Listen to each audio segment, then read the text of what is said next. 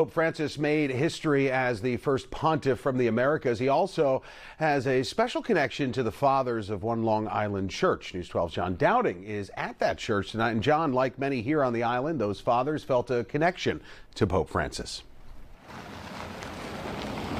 Absolutely, Joe. Now, as we said, Pope Francis made history in 2013 when he became the first pope from Latin America and the first Jesuit pope. Now, St. Anthony's Church here in Oceanside is the only Jesuit church here on Long Island, and the fathers here at the church say they are already feeling the loss of the pontiff.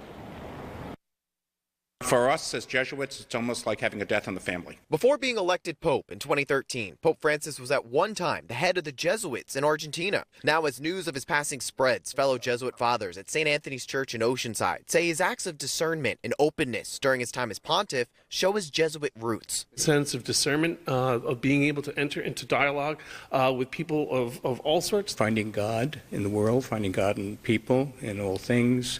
And I think he brought that Jesuit spirituality. But they also say he will always be remembered for his efforts to create a more inclusive church. The poor, the migrants, the LGBTQ community, the women in the church, to do his best to basically bring them in. And for his lasting message of hope. And I think that's what really will be his long legacy, that message of hope. And that's what the gospel is all about. And I think ultimately that's what his pontificate is all about. We're going to miss him, okay? He's going to be a tough act to follow. And now the fathers also say his lasting legacy will be his desire to create a more listening church for all. Now, St. Anthony's pastor here tells me that the masses for the Pope will be here in about 2 weeks. That's the latest here in Oceanside, Nassau County. I'm John Dowding, News 12.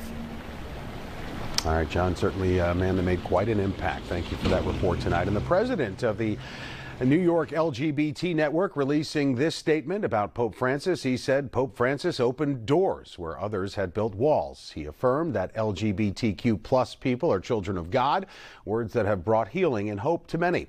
In a world where LGBTQ plus people are still under attack, his leadership challenged centuries-old exclusion and encouraged a more compassionate dialogue within one of the world's most powerful institutions.